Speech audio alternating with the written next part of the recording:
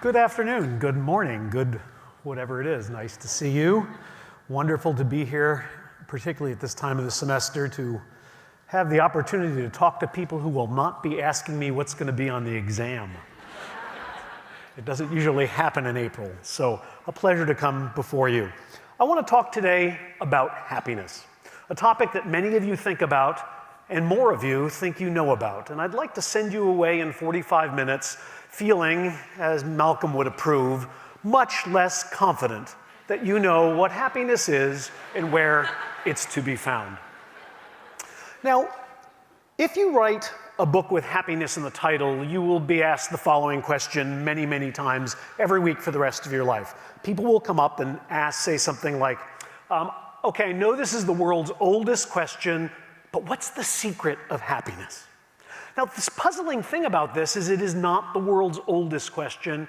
It is, in fact, one of the world's newest questions, because for most of human history, life was, in the words of the philosopher Thomas Hobbes, nasty, short, and brutish. Lifespan was short, health was poor, a day of labor was long, most of your children would not live to adulthood, and basically you got up in the morning and just tried not to die. That was your entire to-do list. Make it to tomorrow. But human beings all knew what the secret of happiness was. Happiness is what happens when all your needs are met. Happiness is what happens when you get what you want. And that doesn't occur on earth for any human being ever. So this was the theory of happiness that human beings had for most of recorded history and unrecorded history too. And then this theory gets put to the test. Because we go through rapidly three revolutions. About 10,000 years ago, the agricultural revolution. About 300 years ago, the industrial revolution. About 50 years ago, the technological revolution. And as a result of these three revolutions, something really interesting has happened. For the first time in history, large populations of human beings on our planet have all their needs met. They have virtually everything they would want. The people who live where the lights are on at night. Not everybody, but billions of us. And guess what? We are not always happy. This is what Aldous Huxley called the slaying of a beautiful hypothesis by an ugly fact. The ugly fact is happiness can't be what happens when your needs are met and you get what you want, because our needs are met, we get what we want, and yet happiness isn't one of the things we reliably and maximally achieve. So the question is, why don't we know what will make us happy? And that's the question that has puzzled me for about 15 years. I mean, I understand why people don't know things. I understand why you don't know about the biology of dust mites or the history of flannel or why 1812 is the only war with its own overture. There's a lot of mysteries in the world, but how can you not know what makes you happy? And yet, odds are pretty good that you don't. Now, I'm going to tell you the two reasons why most human beings don't know what will make them happy.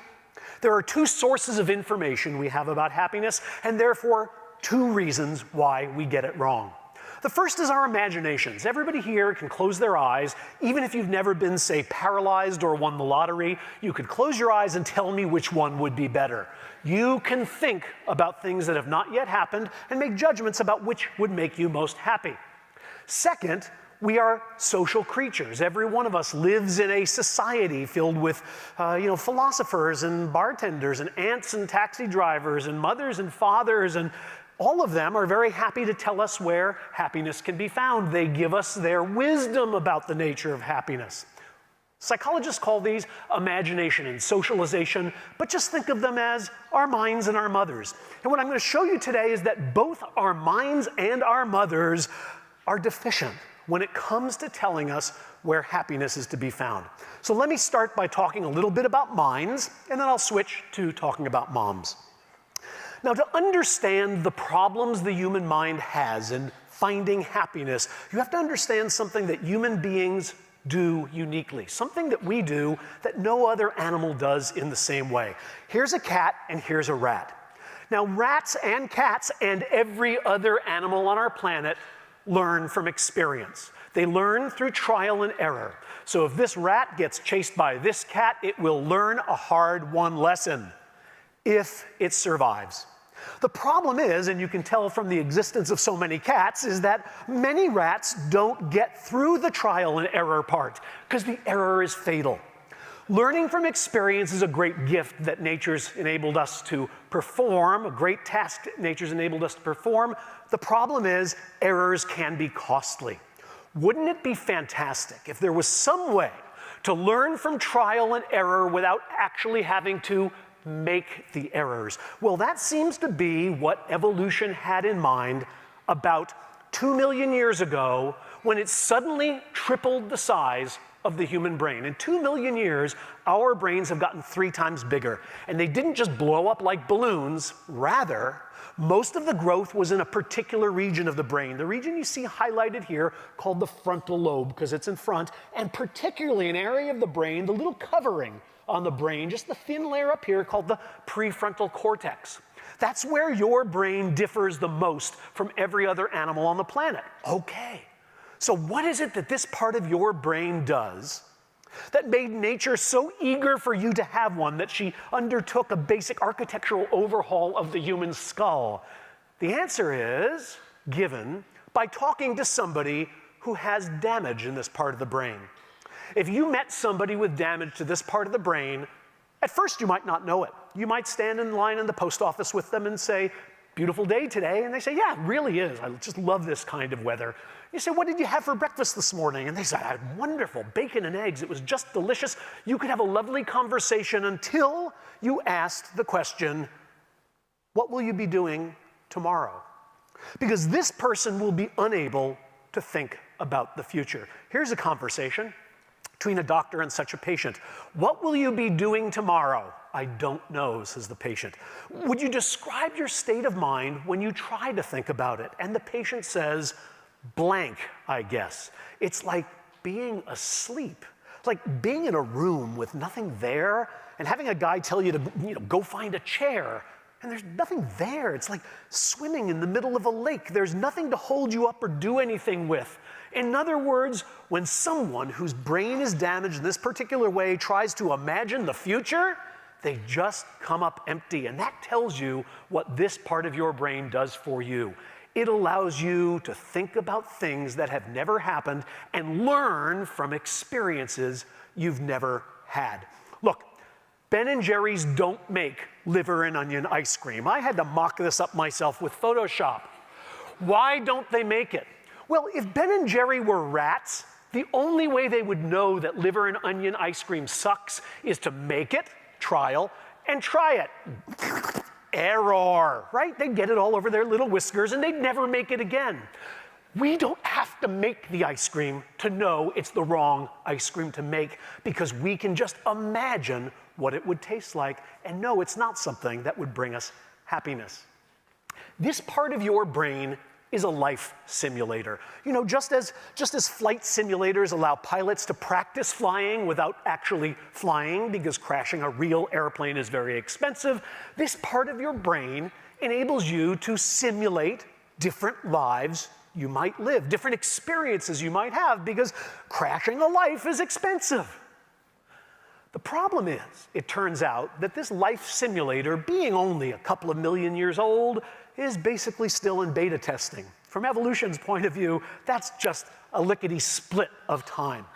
This is still in beta testing, and therefore it is prone to error. Reliable, routine, predictable, small number of errors, and I'm going to show you what they are. What it is the mind does wrong when it tries to imagine the future and think about which future will make it most happy. Now, here are 4 futures you might experience. Probably no one here has experienced all of them, and many of you have experienced none. You could win the lottery, you could have a baby, you could lose your job, you could lose your eyesight. Everyone here knows which of the 2 are good and which of the 2 are bad. You know which of the 2 good ones is the better one and which of the 2 bad ones is the worse one. You know a whole lot about what these experiences would do for you in terms of your happiness. And I just want to show you that you're wrong.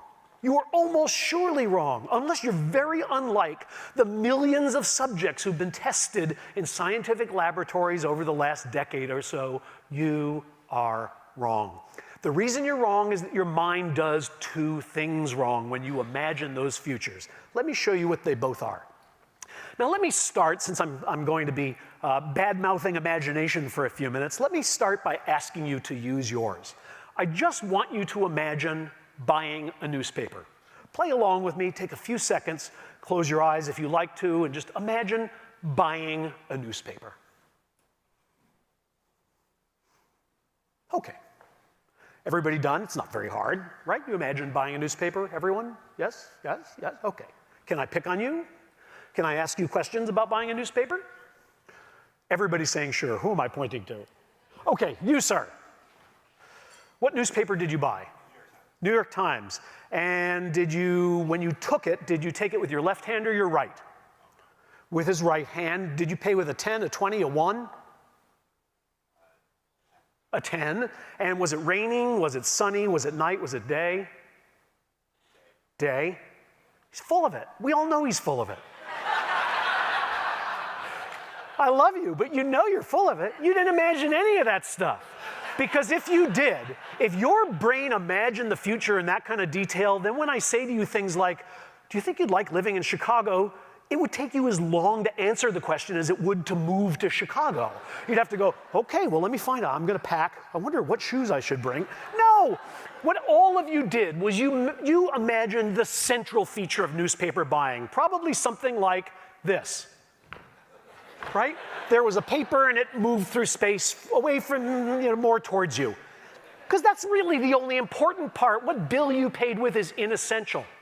The problem is that when we only imagine the central, essential features of events and experiences, and we miss all the details, we fail to imagine and simulate many of the things that will actually affect our happiness. So, if I were to say to you, imagine a dental appointment, something like this pops into your mind. You're in a chair, your head is back, it's open, people are screwing around with instruments in your mouth. That's a dental appointment. Okay. What you almost surely did not imagine, if I start to ask you, is where you parked. You don't imagine whether the receptionist was in a good or a bad mood. You don't imagine what magazines were in the waiting room. You don't imagine what music was playing. And yet, all of these things will have some impact on how good a dental appointment you had. A cleaning is a cleaning, but if you get the great parking space and the meter's broken and you don't have to pay, and a date with the beautiful receptionist, and they have the new highlights for children with the updated Goofus and Gallant that I've been really eager to see, and they're playing Green Day instead of Lawrence Welk, it's a much better dental appointment. But you can't even tell me whether these things were happening in your future because you failed to imagine them. Let me show you how this can misguide us about where happiness is to be found. And I mean where, quite literally. Here's an interesting fact about California. I know a lot of you here are from California. I met a whole bunch of folks from the LA office, and they seemed awfully happy to me. Now, if you ask Californians if being in California makes them happy, if you say, how much happier are you than on average the people in the other 49 states, they say, oh, we're a lot happier here in California. What do the people in the other 49 states think? They agree. They also think they would be happier if they lived in California on average. Now you want to take back the applause because the difference between people who live and don't live in California on average is 0. I made a little white dot there so you know the PowerPoint slide is working. California is by no means the happiest state in the union. How do we know? Well, the Gallup organization surveys the well-being actually of most of the world on a daily basis. Look where California is. It's blue. That means it's in the top quartile. It's not an unhappy place to live, but by no means is the happiest. If you look closely at the data, you look, where is California on life evaluation? That's the answer to the question, how happy are you? How satisfied are you with your life? Californians, it comes in every year. It changes a little, somewhere at 15 to 20. If there were 50 law firms in the whole world and you were the 20th, would you be celebrating and going, yeah, this is the place to be. No, you'd be going, well, we're above the middle of the pack, but we're not really even close to the top.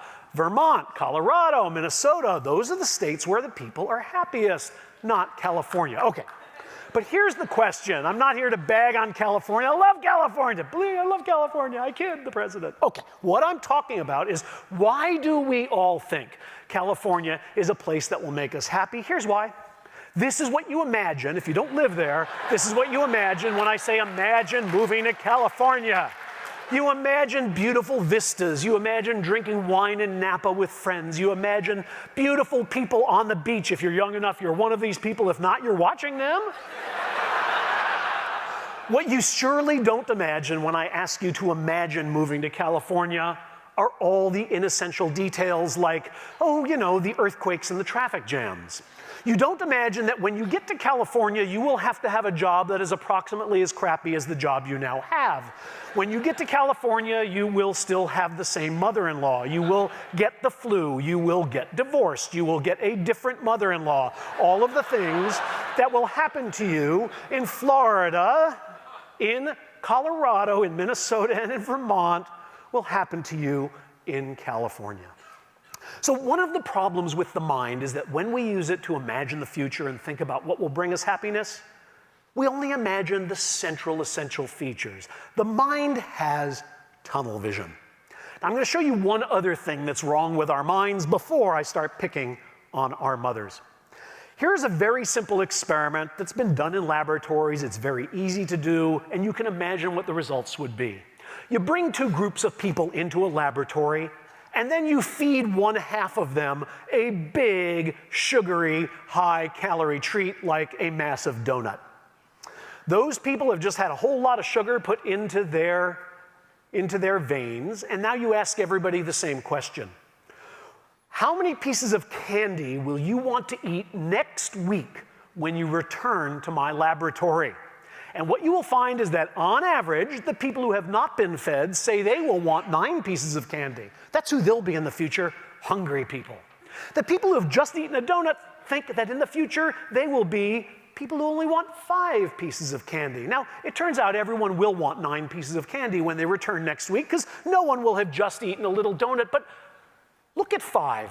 5 is the right answer, just not to this question. It's the right answer to what? How many pieces of candy would you like right now? Yes, about 5. I've just had a donut. A little candy would be nice, but not too much. This is really great information. What it tells you is that when people try to imagine the future, they accidentally imagine the present. The mind is trapped in the present. And when it tries to think about the future while it's in the present, the future it thinks about looks a lot more like the present than it really should. You've all experienced this. In America, we experience it during Thanksgiving. You sit down at a table, you eat until you're almost sick, you push away from the table and you say something like, oh my God, I'm never gonna eat again. And you don't really mean ever again, but you do mean I'm certainly not gonna eat anymore today. And then, you know, about 11:30, you're going, turkey, and we have some bread. You can put mayonnaise on it, make sandwiches. Ooh, is there more pumpkin pie? How could you're grown-ups, you're brilliant people, how can you be so wrong about your future selves, the people you will be in just a few hours? The answer is, you were full, and it was inconceivable to you when your stomach was full that you would ever really want food again. But it isn't just our appetites. It's not just something as mundane as what will you want to eat. What you want to eat is a metaphor for the rest of your life, because it turns out not only don't we realize that our level of hunger will change, we don't realize that anything about us will change. Who is this goofy-looking kid? That's me at the age of 18. Now, okay.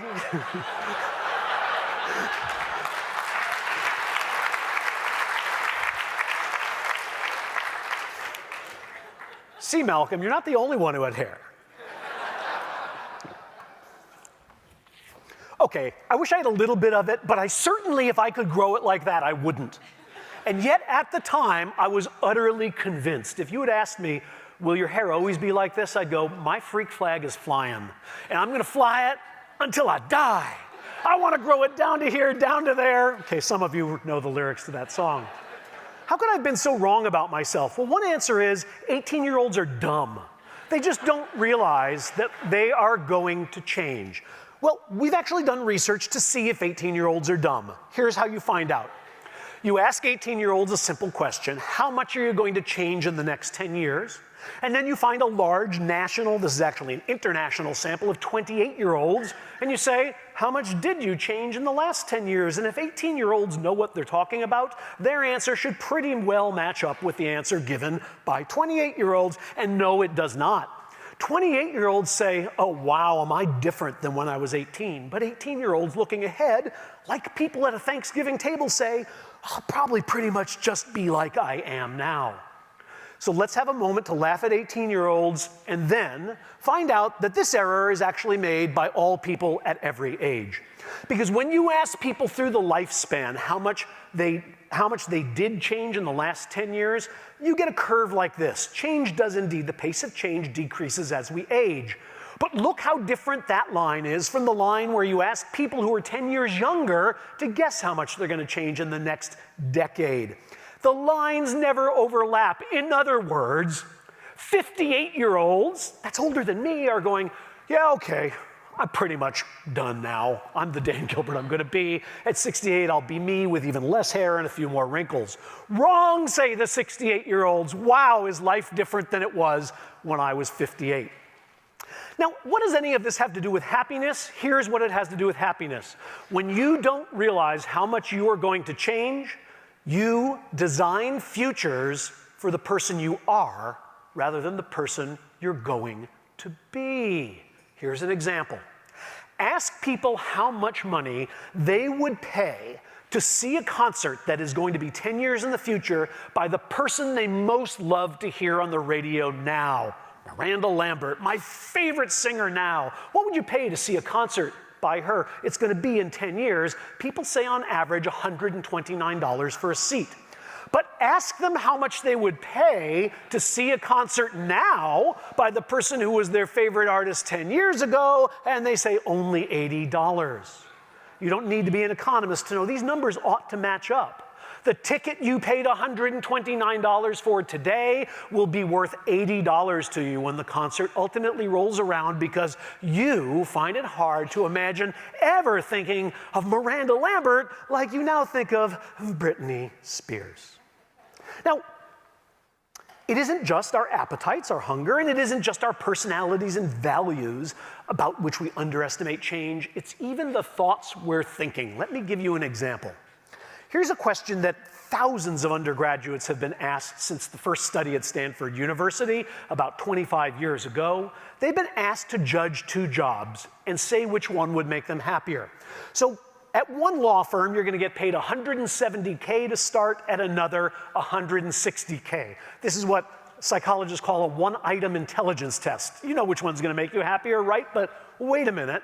Because at the first law firm 1, where you get $170, every other brand new associate gets $180. You're the only one who gets $170. But at law firm 2, where you'll only get $160, you're the only one who gets $160. Everybody else gets $150. Which job will make you happier? Reliably, college students say, oh, the one where I make a little less money, but I out-earn everybody else in my cube farm. Are they right? Well, they will be right if they are thinking the thought for the rest of their career that they're thinking as they look at this slide. Because as you look at the slide, you're going 160, 150, 160, 150, 160, 150. You're comparing two things. Will you spend the rest of your life comparing those two things? If you do, if every day you walk in and you go, I make 160, you make 150, you make 150, then probably it's the better job for you. But the odds are very good that the comparison you are making now is not the comparison you will be making in the future. Let me try to convince you with the simplest experiment that any Harvard student's ever been paid $8 to participate in my laboratory. They come into my laboratory, they sit down in front of a plate of potato chips, and they're asked two questions. First, how much will you like eating a potato chip? And they rate it on a little scale from like a lot to not like very much. Then they eat the potato chip. Then we say, how much did you like eating the potato chip? And once again, they make a rating for us. That's the whole experiment. Predict how much you're going to like a chip, eat it, tell us how much you really liked the chip. What the students don't know, though, is that we are seating them in one of two rooms. In one room, at the end of the table, is a bunch of stuff that college students think is even better than potato chips, namely chocolate. They like potato chips, but they love chocolate. There's some chocolate that just happens to be sitting there within their eyesight. In the other room, which we'll call the spam room, are a number of cans of meat. Spam, sardines, sockeye salmon, a can of haggis. You can get sheep intestine in a can, but you have to order it from Scotland. Now, these foods have nothing to do with what's going to happen for them, right? It's like somebody else's salary. It's not going into your bank account. Do these other foods influence their predictions of what they will like in the future and their actual experiences? Well, yes and no, respectively. These foods sitting at the corner of their table have a massive effect on their predictions.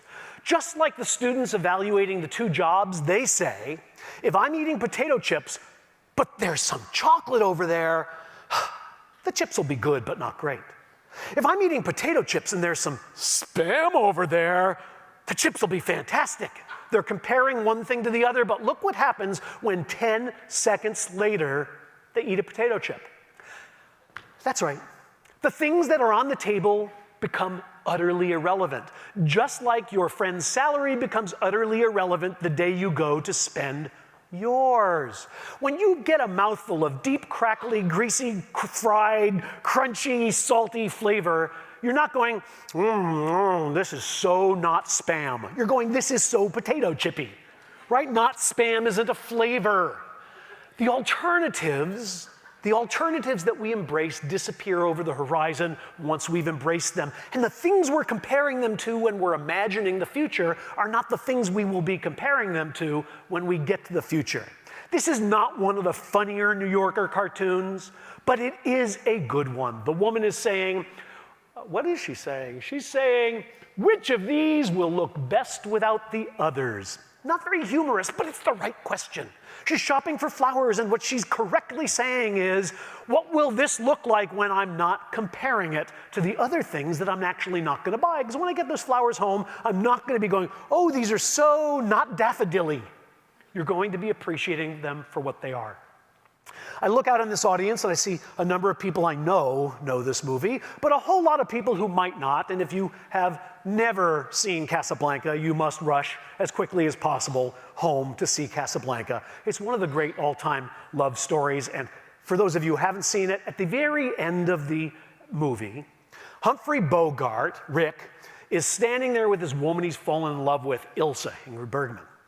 And she happens to be married to some other guy, but she and Rick have fallen in love in Casablanca. This other guy, Victor, he's getting on a plane to go basically win World War II and kill all the Nazis. And she has to decide, do I stay here in Casablanca with Rick, the man I love, or do I get on the plane? And she's pretty much made up her mind she should stay with her lover and let her husband go win World War II. And then Bogart delivers these immortal lines. He says, we both know you belong with Victor. If that plane leaves the ground and you're not with him, you'll regret it. Maybe not today, maybe not tomorrow, but soon, and for the rest of your life. This is beautiful cinema and bad psychology. Ilsa does get on the plane with her husband, which is utterly, clearly the worst choice for her happiness. She would be very happy with Rick. She would regret it, but not for long, because she would not be looking at Rick and going, you're not Victor, not Victor, not Victor. This life is not flying, not flying, not flying.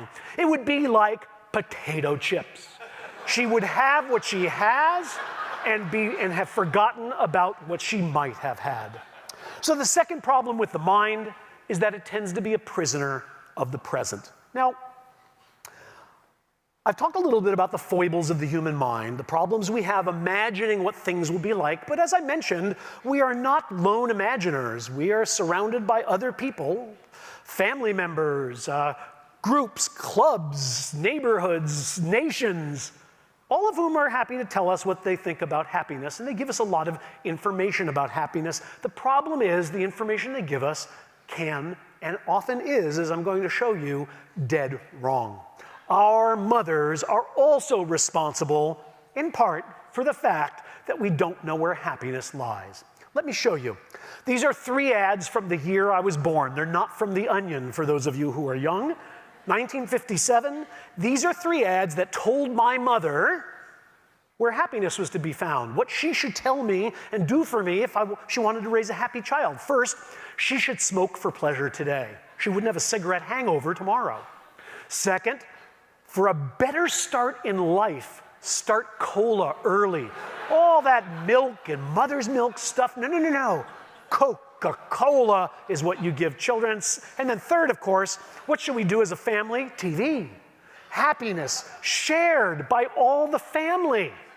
These were serious ads, and they only seem comical in retrospect because now we know better. But what I want to show you is that much of what you think today, we will, in the future, know better about too. And the reason is, in the last 10 to 20 years, scientists have gotten into the happiness business. Using exactly the same statistical tools we can use to answer questions like, what causes global warming? What causes cancer? What causes butterflies to migrate? We can ask what causes happiness by going out and measuring human happiness and seeing what attributes the people who have it and lack it seem to have. What I'm going to show you is a very quick gloss on what scientists have learned about the causes of human happiness around the globe. Now, this is my mother, and like most mothers, she gave me lots of advice about where happiness was to be found. You could basically boil it down to 3 things. First, my mother said, find a nice girl and settle down. It wouldn't hurt if she were Jewish. Secondly, my mother said, get a job that is fulfilling and personally meaningful to you and that does good for the world. It wouldn't hurt if you were, comfortable. Money, in other words. And then finally, have babies. It wouldn't hurt if that were soon, right? She wanted to be a grandma. Okay. It turns out my mother is not unique because all over the world, mothers of every nation give some form of these 3 pieces of advice to their children. Find someone, be comfortable, and have babies. Is any of this advice right? Is any of it wrong? I mean, it stood the test of thousands of years of time, but does it stand the tests of science? Well, let me show you what we know about each of these factors. First of all, marriage. How many people here think marriage makes you happy?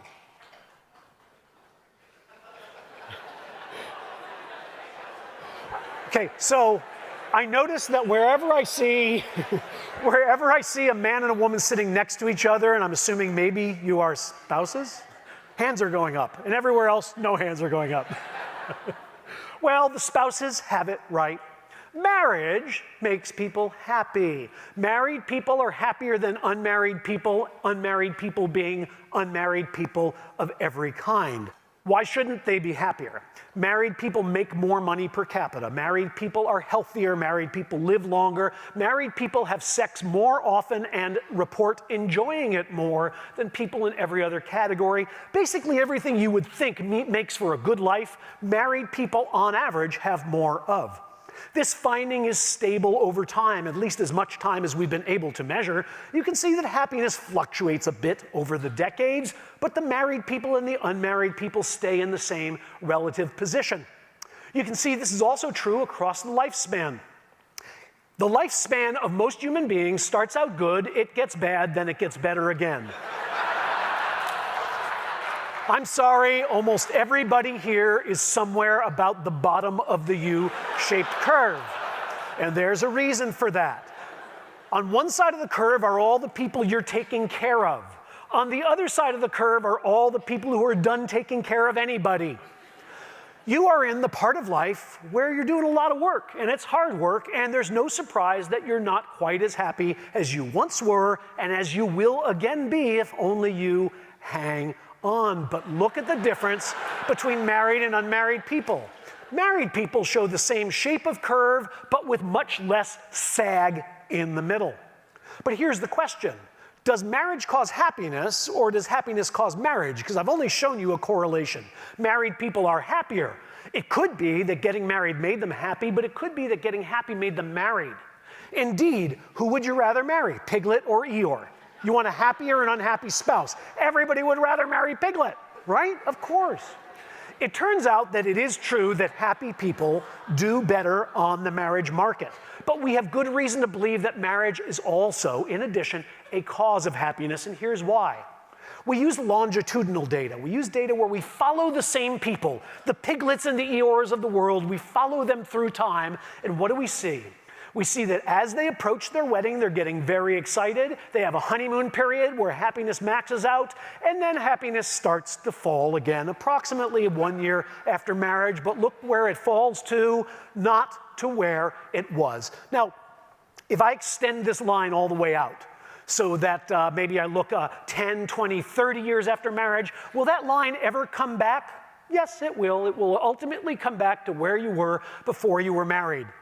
But so what? 12 to 20 extra years of happiness for 2 words, I and do?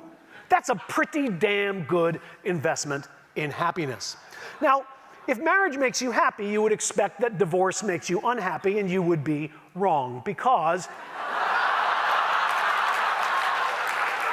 men get much happier after they get divorced, and women get happier after they get divorced. Now, wait a minute. How can marriage and divorce both make you happy? Is the prescription get married, divorced, married, divorced, married, divorced, married, divorced? No, this isn't Hollywood. No. What these data tell you is that marriage makes people happy if it's a good marriage.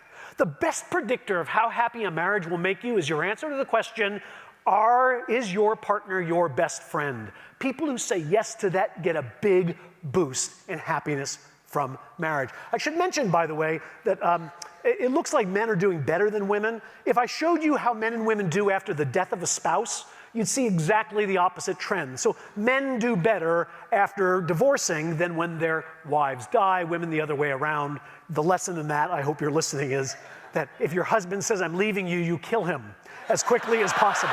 Okay. Now, what about money? Does money make people happy? Well, it's very popular to say, oh no, happiness comes from within, you can't buy happiness, money has nothing to do with happiness. You can believe that as long as you don't care a bit about every piece of data ever collected. Because money absolutely, definitely, surely buys happiness. Absolutely it does. But look at the shape of the relationship between income and happiness. Yes, more income always equals more happiness. But what's so interesting is that at some point in the curve, the increase in happiness starts getting really slow, and then really, really, really slow. What is that point? What is the point where you've basically gotten almost all the happiness out of money that money can buy? If you ask people this question, they usually guess the answer to be, well, if they make under $1 million, they guess 5 million. If they make 5 million, they go 50 million. Everybody doubles or triples their salary and imagines that's where the inflection point is. The inflection point's at $65,000 a year. Once you are making that, you are pretty much not going to get a lot more happiness out of money. And by the way, the median starting salary for a new associate in the United States is $77,000. The median first-year attorney is already being paid as much money as they will ever need to increase their happiness. Why? I'm going to just, in the interest of time, I'm going to slip through a little bit of data that makes the same point. Why? Why doesn't more money make us more happy? Okay, one possibility is money is like pancakes, and just enough is enough, right? You can't get the 30th pancake, just isn't better. But the other possibility, and it turns out is the right one, is that if you're not getting happiness out of money, you're not spending money right. That's right. That line could be a whole lot straighter if people knew what to do once they're making $65,000. What do you do with the extra $200,000? Let me show you some data on how happy people are as they go about a number of normal human activities. Work, commuting, TV, talking, and having sex. If you want, later I'll tell you how you get these data. You really can get data basically on how happy people are while they're having sex. Now, you wouldn't be surprised. This pattern shouldn't surprise you. Yeah, working is a drag for most people, not for professionals like you, but for most average Americans it is. Getting to work isn't much better, watching TV's okay, talking to friends is real nice, and having sex, well, the Harvard psychologist discovers having sex makes people happy. No, because here's the discovery. Here's the discovery. How happy are you when you're resting? About as happy as when you're working or commuting. It's not even as good as television. And yet, if you ask people, what would you do if you suddenly won the lottery? The modal answer is some form of rest. Oh, I'd go to Maui and I'd get a hammock and I'd just lay there and look at the stars. They're all stories about resting. Bad answer. I'd watch TV during sex. That's a pretty good answer. I would not commute during sex. That's a good answer. But not resting. Why? Well, we know why. It turns out when people rest, their minds start to drift to their problems. People are much happier when they're occupied with almost any task than when the mind is unoccupied, but people don't seem to know that, and so this is how they spend their money, on rest. How should you spend your money if not on rest? Well, here's two things we know from literature. First of all, you are better off investing in experiences than things. Should I get the car or should I spend 2 fabulous weeks in Paris? Paris. Why? What's the difference between Paris and a car? A, you will go to Paris with someone. You will have social experiences, which are the key to human happiness. Second, nobody can say, oh, I got your Paris vacation for about $2,000 less, but mine has mag wheels, right? It's very hard to compare our experiences with each other. I go to Paris, you go to London, we have a nice time talking about it instead of looking at each other's vacations going, maybe I should have gotten that. Experiences over things. Second, we know that the more money people spend on others rather than themselves, the happier they seem to be. I'm not your rabbi, I'm not your minister, I'm not your priest. I'm not here to tell you, you should do more pro bono work. You should give more of your salary to charity. I'm just telling you what the data show. The people who do this are happier. And it's not just a correlation, because if you make people do it, you bring them to a lab and give them money and then make them spend it on themselves or someone else, they're happier when they spend it on someone else. Now, I'm getting close to out of time, so I'm just going to rush through what is clearly the easiest of the 3 pieces of advice my mother gave. What do we call children? Bundle of joy. I mean, we name babies after happiness. And so you won't be surprised that when you look at the happiness of people who do and don't have kids, you see, oh my gosh.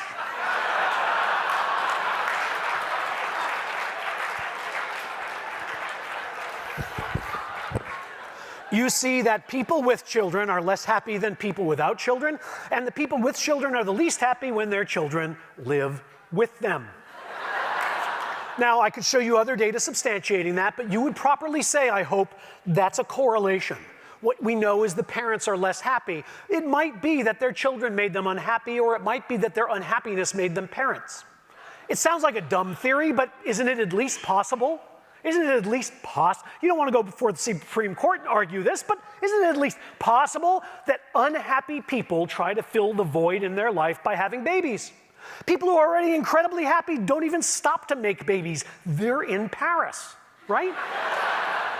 Okay, but we can use longitudinal data to answer that question too. Now, here's my mom's theory about how children affect happiness. My mom says, you're cruising along in life, everything's very nice, and then your brother was born, and my happiness went up. So that's my brother being born, and my mom says her happiness went up and stayed up the rest of her life, clearly demonstrating that children cause happiness. But here's what the data show. Massive amounts of data all over the world show that after people have children, their happiness goes down. This is, by the way, controlling for things like income, controlling for things like age.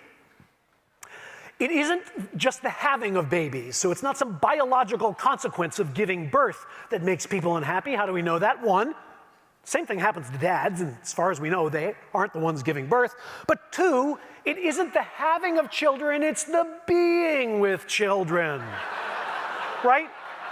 Women with and without children who have jobs like yours are equally happy. It's the women who are home with their children who are experiencing almost twice the rate of depression. One last data slide. We know from studies, this one's done by a guy who won the Nobel Prize in economics. These are really good data. Look at how happy people are when they're doing a number of everyday activities. Here's what you see. Talking to friends is good. Eating is good. Grocery shopping is not good. Doing housework really is bad. How happy are people when they're with their own children? Just anytime they're in the presence of their progeny, the answer is that they're about as happy as when they're doing housework. Okay, now, I think that I hear laughter, so I know you think the data are amusing, but I also know you're thinking, it's not really right. That doesn't describe me. It does not describe my mother, that's for sure. It doesn't describe the people I know. Maybe, but it does describe most people in the world. Look, when you become a scientist, you take an oath. When my intuition collides with the data, I give up my intuition and I believe the data. The world looks flat. My eyes tell me it's flat, but the picture from outer space says it's actually round and flatness is an illusion. What I've been sharing with you are data about human happiness. It's the view of happiness from outer space. It's what a Martian would conclude if that Martian had a telescope, trained on all the people at Walmart and counted their smiles and then looked to see if they were with children or not. The Martian would say, I saw a lot more smiling among the people who didn't have screaming kids in their carts. The truth is, children have a small effect on happiness. It is reliably small, but it is reliably negative. Now, I'm not saying that children cause us to be unhappy, because it might be that we cause ourselves to be unhappy when we have children. We know the gap between people with and without children is much smaller in some other countries, South America, for example, France, for example. Why? Because most of the hard work of raising children for American parents is subsidized in some way by other people in other countries. If you live in France, the odds are very high. First of all, you get a bunch of time off, a lot of maternity leave, and the odds are very high that someone in your family lives a block from you. If you're living in South America, odds are very high that you have a nanny. And even your nanny has a nanny. A lot of the hard work of child rearing is being done for you. We know that people with children are less happy, but especially true if they're single, especially true if they're young, especially true if they don't have money to buy themselves out of the burdens of child rearing. I'm not saying children are bad, I'm just saying they're hard work. And hard work, as we know from one of the slides, doesn't usually make people happy. Marriage, money, and children, marriage, yes, but only if it's a good one. Money, yes, but a little buys a lot, and a lot buys only a little bit more. And then children, well, they don't make us nearly as happy as they could. The third thing I came to tell you is your mother's just not always right. Now, that doesn't mean you shouldn't love her. It doesn't mean you shouldn't call her, you shouldn't honor her, you shouldn't visit her. It just means that maybe she's not the place to turn for facts about the world. And what makes humans happy is a fact about the world. I turn to my mom for a lot of things, but not questions about why do viruses multiply so quickly? Or what will replace fossil fuels? Or what is trigonometry anyway? Right? You don't ask mom for answers that scientists should be giving you. And I hope I've convinced you a little bit that scientists have some important answers to questions about happiness. It's a topic that has been left in the hands for thousands of years of poets and philosophers who've done a very nice job with it. One of my favorite quotes from one of my favorite philosophers, the great mathematician philosopher Blaise Pascal, said, "All men seek happiness. This is without exception. Whatever different means they employ, they all tend to this end. The cause of some going to war and of others avoiding it is the same desire in both, attended with different views. The will never takes the least step but to this object. This is the motive of every action of every man, even of those who hang themselves." Happiness is serious business. It is what we are designing our lives around. Pascal is right. It is what we are seeking even when we are seeking something else. Understanding what really makes it happen, where it really comes from, where it really can be found, and how we can design futures with more rather than less of it, is a task that scientists have embraced in the last 20 years. I'm happy to have been able to come and give you a preliminary report from the field of what we have found. Thank you for your kind attention.